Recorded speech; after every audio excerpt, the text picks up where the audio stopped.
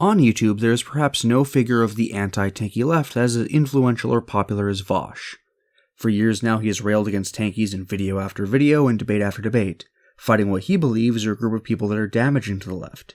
People he considers to be not real leftists, that are fundamentally anti-worker, borderline red fascists, who use the aesthetics to leftism to mask their violent authoritarian movements.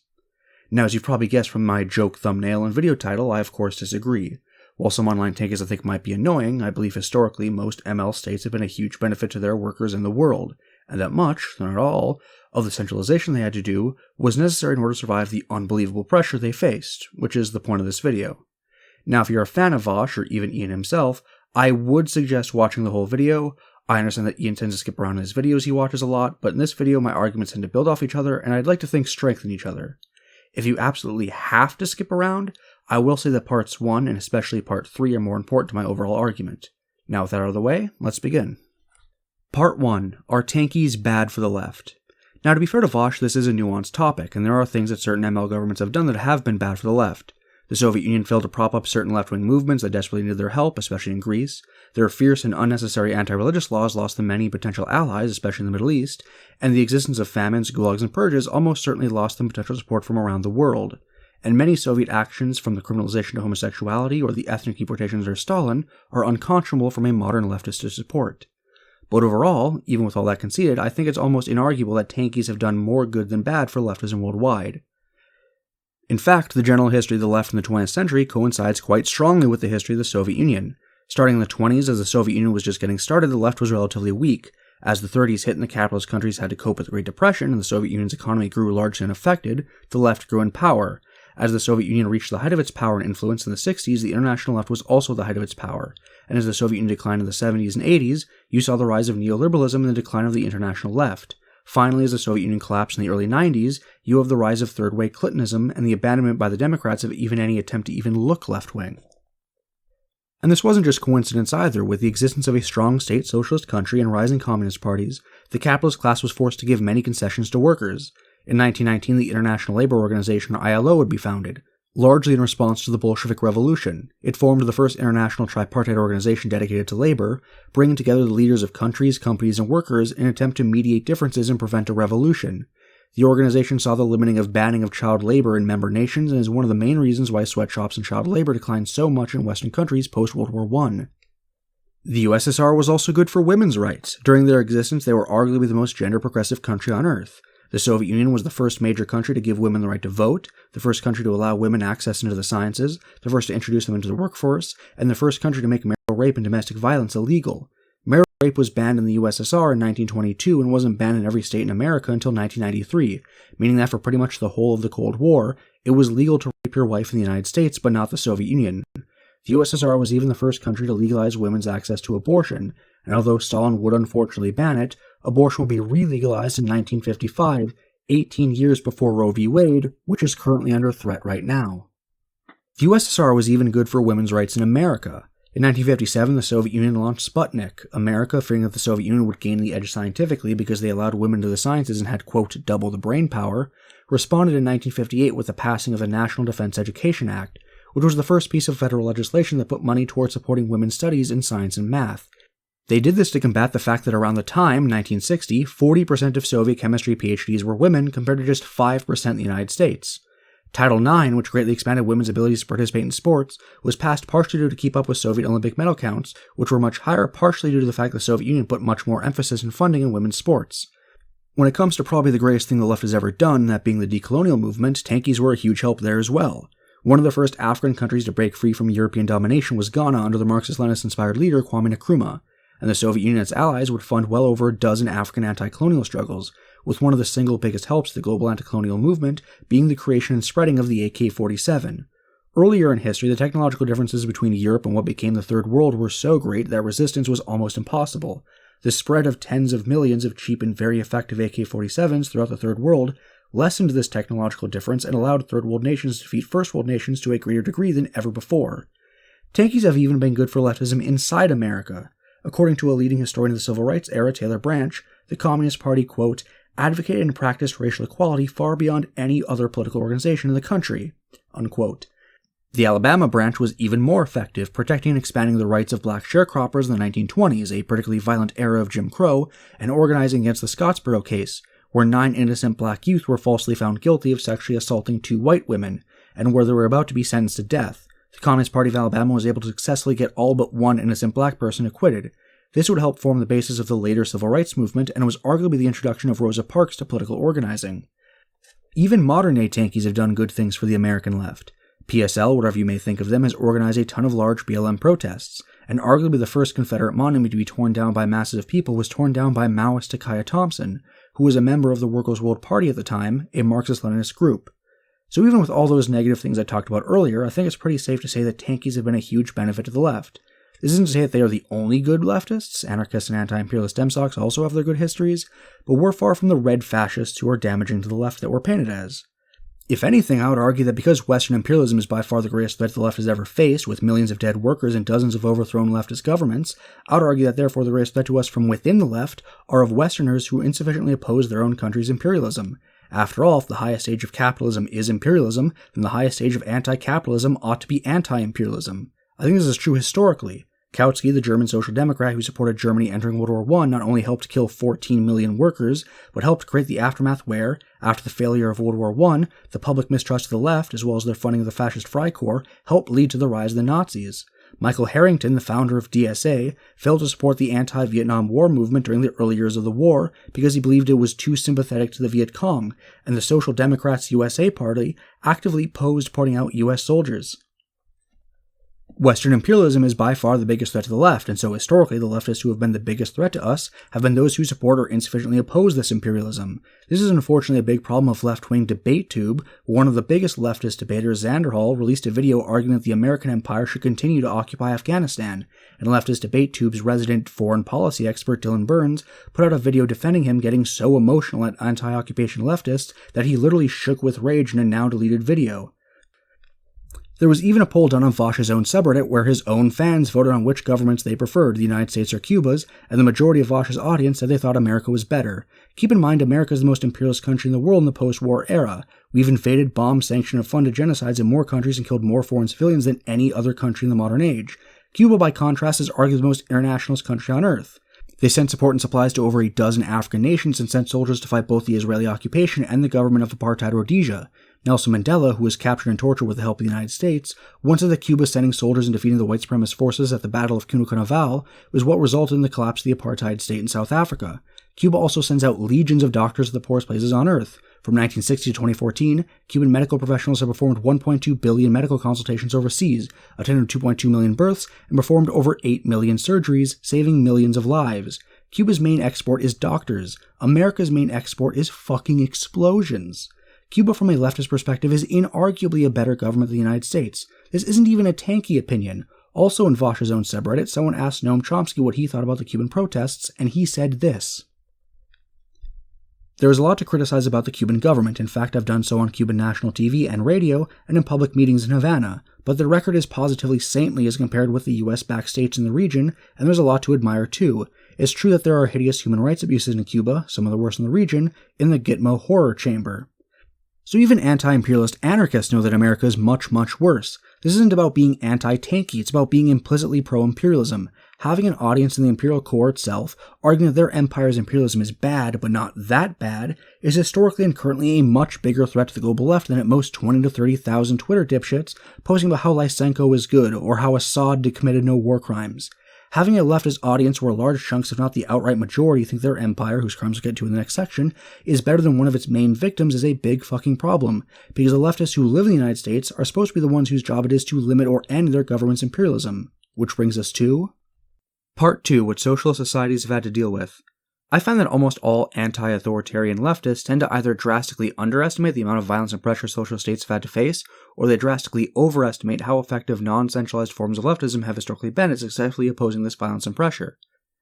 Left-wing movements have arguably faced more violence and suppression than any ideology in modern history. The United States alone has sponsored dozens of anti-left-wing coups on every inhabited continent. Floating across the screen right now are just 86 of the presently known U.S. election interferences, coup attempts, and invasions that took place from the year 1900 to the modern day. State socialist countries have had to withstand constant threat of invasion. The Soviet Union, upon its founding, was almost immediately invaded by 14 different capitalist countries who exacerbated the Russian Civil War, helping to kill over 9 million Soviets and force a further 7 million into homelessness. Vietnam faced an almost immediate military invasion, which killed 3.8 million people, about 10% of their 38 million population, as well as about 400,000 women, and an ever-present campaign of America assassinating dissidents. The American invasion of Korea killed about 3 million, with U.S. General Curtis LeMay estimating that the United States had killed off about 20% of the population. The American-backed Indonesian invasion of East Timor, which before the invasion was a hotbed of communist and anarchist activism, killed about 300,000 people, about one-third of the entire population, making the American-backed occupation even worse than Pol Pot. State socialist countries have also had to withstand brutal sanctions and economic warfare with the explicit intent to bring out hunger and destroy their economies. I'll get more into this in my next video, but this is well documented. In a State Department memorandum from 1959, Lester D. Malroy stated that because Castro had the support of most Cubans, that the only way to lessen his support was to bring about economic dissatisfaction and hardship, and that in order to do this, America should make the greatest inroads to denying money and supplies to Cuba, to decrease monetary and real wages, to bring about hunger, desperation, and overthrow of government. Virtually every socialist country, and even some capitalist ones that don't give America unmolested access to their resources, has had to put up with this. Over 50,000 Venezuelans have died from America's sanctions, and Mike Pompeo, the director of the CIA under Trump, basically directly threatened Iran with sanctions, saying the leadership has to make a decision that they want their people to eat. Socialist countries have also had to face constant American sabotage of their political process, media, military, and public. I'm trying to be brief, so I'll give just 3 examples. In the 1950s, Jacobo Arbenz would come to power in Guatemala after getting elected on a campaign of land reform and social betterment. Before he took power, Guatemala was almost entirely controlled by large landowners, the biggest of which was the American United Fruit Company, who forced the majority of the population to perpetual forced labor, basically slavery. This was especially brutal to the Maya indigenous population, who were not allowed to own land ever since the Spanish conquest. After expanding land reform and redistributing over 1 million acres of land back to the peasants, United Fruit would use its power in Washington to sponsor a coup. The CIA planted boxes of rifles with hammers and sickles on them to be quote-unquote discovered and create a pretext for further CIA interference. They broadcasted false reports from US-controlled radio stations in Miami and Swan Island, claiming to come from inside the Guatemalan jungle. They said that a military rebellion was marching towards victory, and the US dropped bombs on the capital to give the appearance that this small uprising was going to succeed. Arbenz would resign in haste, and the US-backed military dictator who would take over would reverse 95% of land redistribution, United Fruit gained almost all of its holdings, and a civil war would commence, with the government committing genocide against the Maya indigenous population, eventually killing upwards of about 250,000 people out of an initial population of just 4 million. In the 1940s, Sukarno was made the president of Indonesia, which at the time had the largest communist party in the world outside of the Soviet Union or China, whom Sukarno would then caucus and work with. The CIA backed a small rebel group, giving them weapons that they would use to be able to fight the government. Indonesia became embroiled in a mini civil war, and the rebels would eventually be put down by the Indonesian military, greatly increasing the military's power.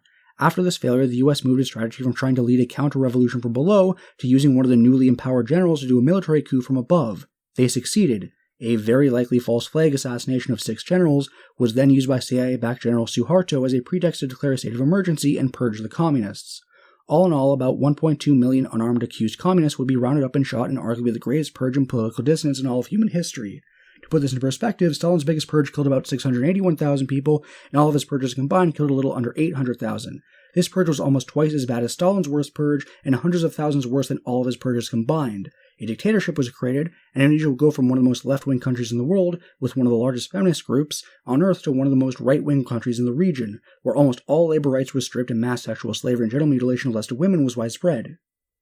In 1970, Salvador Allende would be democratically elected president of Chile under the banner of democratic socialism. The previous president had received over $3 million worth of help from the CIA, almost 1 vote for a dollar, which was a lot for Latin America at the time, with them filling Chile with radio, film, pamphlets, and posters. One CIA ad even had the sound of machine gun firing, followed by a woman screaming, "The communists have killed my child!" Once Allende achieved power, the CIA did everything in their power to do the same thing against him.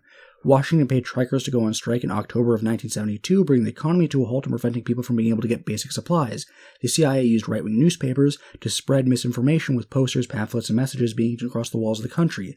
They tried to orchestrate a military coup, but the commander-in-chief of Chile's armed forces at the time, Rene Schneider, refused, viewing it as unconstitutional. So in order to do the coup, the CIA decided they needed to get rid of him, supplying a group of armed men with weapons who then killed him. The plan, like in Indonesia, was to blame the left for the murders and use them as a pretext for a coup. The military, no longer moderate, began bombing government buildings, and Allende was forced to give one last message to his people and then kill himself. General Augusto Pinochet would rise to power and begin purging the left, killing and torturing tens of thousands. Now, it should be noted that the vast majority of countries that tried to go socialist were post-colonial countries, meaning that they were countries that had their resources taken away and were destabilized for hundreds of years. This meant that these countries were already significantly weaker than the countries that would invade, sanction, coup, or otherwise interfere with them, so their ability to resist all of this violence was already severely limited, which brings us to historically the most effective way to resist all this. Part 3 on the necessity of centralization. The argument I want to make in this section is one that almost certainly every anti-Tankie leftist has already heard, that much of the centralization that state socialist countries enacted was necessary in order to survive the unbelievable pressure that imperialist countries used to try to overthrow them. Vaush himself seems to be aware of this argument. I recognize that there are going to have to be sacrifices, especially if you're trying to go socialist in a capitalist global economy. But I'm a little wary of people who invoke this argument because very often people will justify literally any crime committed by a socialist state as long as they can say it's in some way preventing Western imperialism. I talked to a Tankie once who said that Joseph Stalin had no choice but to gulag gay people in the Soviet Union because of Western imperialism, that actually he had no choice. He was just a hapless victim in that process. So people obviously take that logic way too far, you know? His main problem with this argument appears to be that Tankies will just use the fact that social states have faced outside pressure as a way to justify any and all crimes or centralizations, and that this is used as a way to downplay or deny historical misdeeds by socialist countries. Now, to be fair to Vaush, I actually somewhat agree with him here. There are people who use any amount of outside pressure to justify any and all mistakes of socialist countries. Vaush himself debated somebody who tried to use the existence of capitalist nations as a way to downplay Stalin's homophobia, and I've even seen Grover Furr, a man who is respected in some online Marxist-Leninist circles, go so far as to use Hitler's invasion of the Soviet Union as a way to justify Stalin's unnecessary and racist ethnic deportations. People do misuse this argument, so in this section I'm going to try to show how centralization has unfortunately been materially necessary in order to protect leftist movements. Now, one of the main ways we can do this is to show a more open political system fail to protect itself from something, and then show a much more centralized system be able to survive the exact same thing. For example, many of the same strategies the United States would use to topple Arbenza's government in Guatemala, they would use again to try to topple Fidel Castro. In fact, in the State Department paper, a program of covert action against the Castro regime, codenamed J-Mark, was based explicitly off the US-backed coup of Guatemala, and the leader of the Bay of Pigs invasion, Richard M. Bissell Jr., brought together the exact same CIA team that had overthrown democratic Guatemala: Tracy Barnes, Gary Drawler, Jacob Esterline, E. Howard Hunt, David Atlee Phillips, and William Robertson. In that J-Mark document I just mentioned, they laid out 4 major causes of action to overthrow Castro, the first 2 stating, A. The first requirement is the creation of a responsible, appealing, and unified Cuban opposition to the Castro regime, publicly declared as such, and therefore necessarily located outside of Cuba. And B. So that the opposition may be heard and Castro's basis of popular support undermined, it is necessary to develop the means of mass communication to the Cuban people so that a powerful propaganda offensive can be initiated in the name of the declared opposition. Even the place they planned to broadcast this propaganda out of, Swan Island, was the exact same place they'd used to spread the propaganda they'd used in the overthrow of democratic Guatemala. So this is the exact same agency, headed by the exact same people, using the exact same strategies, attempting to do the exact same coup. And yet, while the US-owned press was able to propagandize Guatemala's population basically unopposed, resulting in Arbenz being overthrown after just 3 coup attempts, causing the reinstitution of slavery in the beginning of the Mayan genocide of hundreds of thousands, the United States was unable to propagandize the Cuban population to nearly the same extent, and Castro would survive not just 3, but 638 different assassination attempts. What destroyed Guatemala's open liberal democracy with ease could not defeat Cuba, even though they faced basically the exact same thing, and far more pressure thereafter after, due in part to the fact that they clamped down and countered US media far more effectively. The more open democracy that people like Vaush and his audience, and even I, want is unfortunately, physically, materially, not an option in the vast majority of cases. If the left-winger in power has an open liberal democracy, the capitalist powers will use that openness, their unrestricted media, unnationalized businesses, the lack of secret police to catch spies or foil assassination plots, to overthrow that left-winger. And once the left-winger has been overthrown and a right-winger brought in, the right-winger won't just reinstitute fair elections, because then the left wing, who often rose to power democratically in the first place, would simply rise to power again, defeating the whole purpose of the coup. You can see this again and again throughout history. America actually invaded Vietnam to prevent the democratic election of Ho Chi Minh, who American sources had projected to win the upcoming election. Richard Nixon himself said that before America overthrew Sukarno and replaced him with the General Suharto that a democratic government was probably not the best kind for Indonesia because the communists could probably not be beaten in election campaigns because they were so well organized. Henry Kissinger said in his argument to overthrow Allende that, I don't see why we need to stand by and watch a country go communist due to the irresponsibility of its own people. You can even see a recent example of why this happens in Bolivia just a few years ago. In the 2019 Bolivian general election, Evo Morales, leader of the MAS party, won with 47% of the vote. He got couped, as all leftists know, and replaced with the right-winger Jean Anez, who proclaimed that God was allowed back in the country and tried to rule as a right-wing dictator, killing thousands of dissidents and giving the police legal permissions to massacre dozens of indigenous protesters. She tried holding off elections for as long as she could using COVID as an excuse, but Bolivian workers and indigenous people organized more and more and even started bringing guns. She felt cornered and eventually allowed elections to be held as usual, and the Socialist Mass Party ended up winning with an even larger share of the votes than they won from the first time. So in one of the few examples a right-wing government actually allowed elections, they immediately ended up losing, and Inez is currently facing trial. In the book Covert Regime Change by Lindsay O'Rourke, she writes that autocratic leaders installed via American regime change often lack a domestic base of support in their own right and therefore resort to mass killing in an effort to consolidate and control on their power.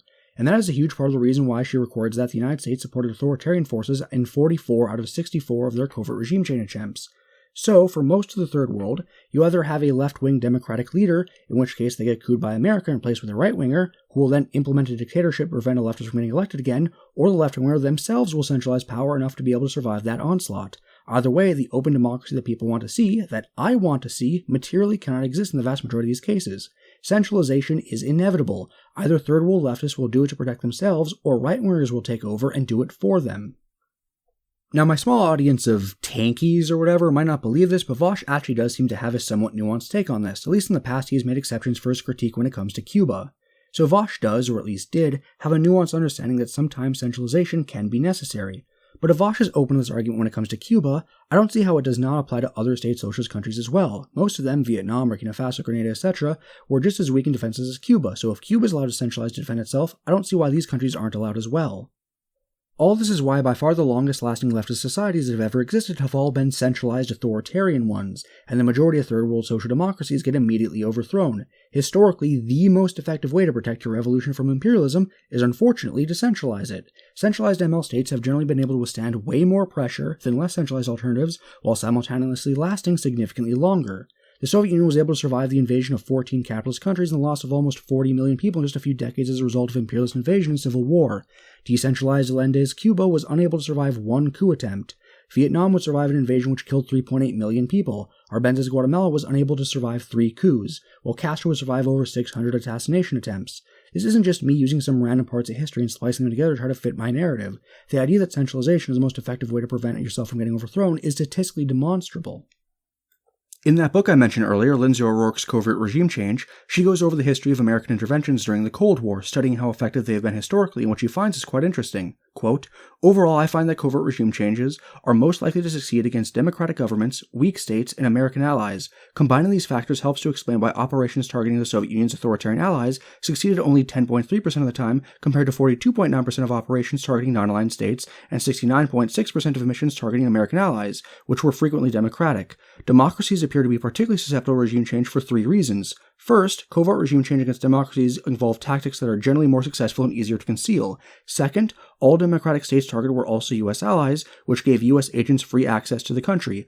And third, although authoritarian leaders often coup-proof their regimes, democratic leaders frequently do not, leaving them more vulnerable to domestic challenges than their autocratic counterparts. By far the most successful means for America to do covert regime change was to sponsor coups or interfere in elections, both of which are obviously way more likely to happen in more open countries, with her finding that, quote, almost all US-backed coups against democracy succeeded, and that, by contrast, single-party systems, particularly well-institutionalized ones, made less appealing targets for coups. In a graph comparing different methods of overthrow in different types of states where overthrow attempts were made, she found that a state's level of democracy had a positive and statistically significant impact on the likelihood of successful regime change, and that specifically, the higher the state's polity score, i.e. the more democratic the state, the easier it was for the United States to change the target government. She found again that only 10.3% of American regime change attempts against socialist allies were successful, compared to about 43% against non-aligned states and 70% against American allied countries. Concluding that, it is clear that the ideal covert regime change for the United States during the Cold War would be a coup or election meddling against a weak democratic ally of the United States, such as Guatemala, Chile, or the Dominican Republic, as is discussed in Chapter 8. The worst possible candidate for covert regime change will be suppressing an armed dissident movement against a powerful authoritarian ally of the Soviet Union. Now keep in mind that she's a liberal, so when she talks about democracy, she, like most of Vaush's audience, means liberal democracy. This doesn't include the democratic elements that countries like Cuba do have. Check out Azure Scapegoat's video on the topic if you want to know more about that. So if you're a weak state, which we've already covered, the vast majority of countries that tried to go socialist definitely were, and if you're not an American ally, which America won't let you be if you try to redistribute resources they want, then the odds of being able to protect yourself are already heavily stacked against you. The odds of being able to protect all of the workers' rights, all of the rights for women, all of the rises in living standards and life expectancy are already heavily stacked against you. The odds of being able to protect your population from all the massacres, rape, genocides we talked about are heavily stacked against you. Now throw into these already terrible odds of survival an open political system that significantly more powerful countries can endlessly propagandize in, election rig, coup, and fuck with, and you can understand why it is that the sizable majority of third world revolutions have been the quote-unquote authoritarian ones. This isn't because the hundreds of millions of people who partook in these movements just ignored the fact that, well, actually, you can do socialism but nice. It's because they've seen what happens time and time again to countries that didn't centralize.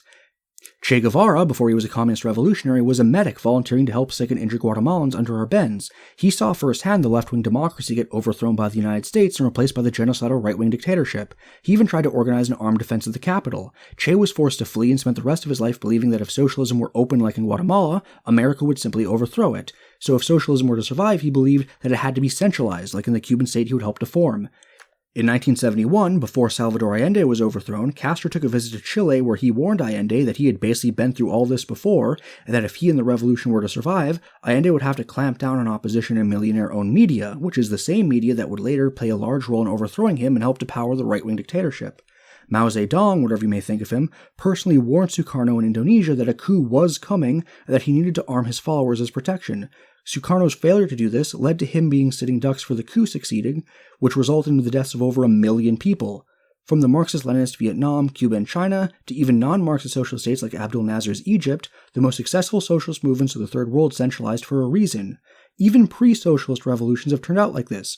During the early years of the Haitian Revolution, Haiti had the potential to be one of the most democratic states in human history at the time.